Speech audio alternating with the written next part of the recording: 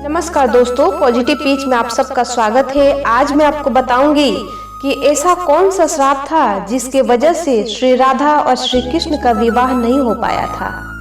आइए जानते हैं।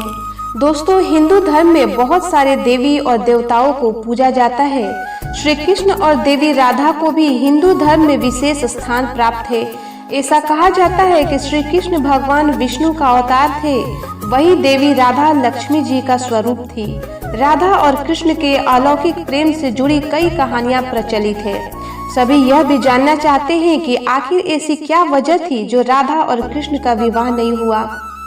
आइए जानते हैं क्या है कथा। भगवान श्री कृष्ण के परम भक्त श्रीधामा जब उनके दर्शन के लिए गोलोक पहुंचते हैं तो वह अपने आराध्य को पुकारते हैं। बहुत पुकारने पर भी उन्हें श्री कृष्ण के दर्शन नहीं होते हैं। तब वह नारद जी के पास जाकर इसका कारण पूछते हैं। नारद उन्हें बताते हैं कि आप अधूरा नाम ले रहे हैं। गोलोक में श्री कृष्ण से पहले आपको श्री कृष्ण प्रेमिका राधा रानी का नाम लेना होगा। श्रीधामा को नारद मुनि की बात समझ नहीं आती है। वह किसी तरह से अपने आराध्य के दर्शन करते हैं, उन्हें भोग में माखन चढ़ाते हैं। मगर जब श्रीधामा देखते हैं कि राधा उन्हें अपना झूठा माखन खिला रही है तो उन्हें क्रोध आ जाता है। वह श्री कृष्ण से पूछते हैं कि प्रेम और भक्ति में क्या श्रेष्ठ है। तब श्री कृष्ण अपने भक्त को द्वारपाल बनाकर विश्राम करने चले जाते हैं और वही सोचते हैं कि प्रेम और भक्ति में क्या श्रेष्ठ है। श्री कृष्ण को जब कुछ समझ नहीं आता तो वह राधा को याद करते हैं और राधा भी उनके पास दौड़ी चली आती है। मगर श्रीधामा उन्हें अंदर नहीं जाने देते। दोनों में तर्क वितर्क होता है। जैसे ही राधा श्री कृष्ण के कक्ष में प्रवेश करने वाली होती है, श्रीधामा उन्हें 100 वर्ष तक श्री कृष्ण को भूल जाने और मृत्यु लोक में रहने का श्राप दे देते हैं। श्रीधामा के श्राप के बाद राधा को पृथ्वी लोक जाना होता है।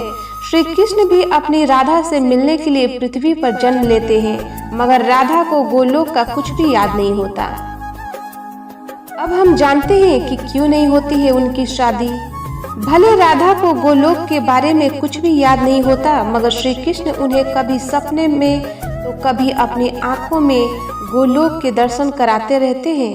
राधा को भी श्री कृष्ण से प्रेम हो जाता है, मगर राधा के बाल सखा एवं महापंडित उग्रपद के पुत्र आयान को भी राधा से प्रेम होता है। वह राधा को हासिल करने के लिए श्री कृष्ण को मारने का प्रयास करता रहता है।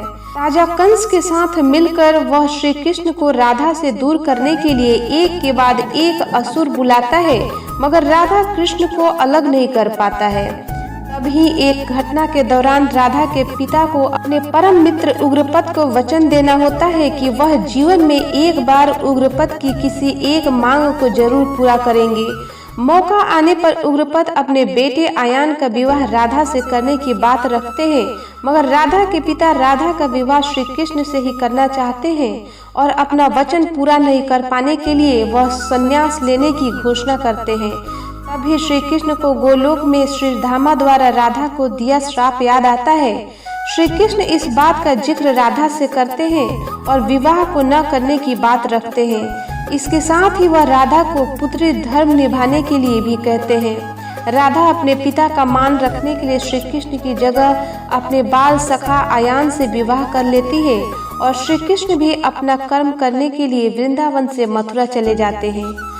इस तरह राधा और कृष्ण कभी भी एक दूसरे से विवाह नहीं कर पाते हैं। दोस्तों, वीडियो को लाइक, कमेंट्स और सब्सक्राइब जरूर करें ताकि ऐसी ही वीडियो आप लोगों के लिए लेकर आती रहूं। फिर कल मिलेंगे एक नई जानकारी के साथ। तब तक हंसते रहिए, मुस्कुराते रहिए। आपका समय शुभ हो। धन्यवाद।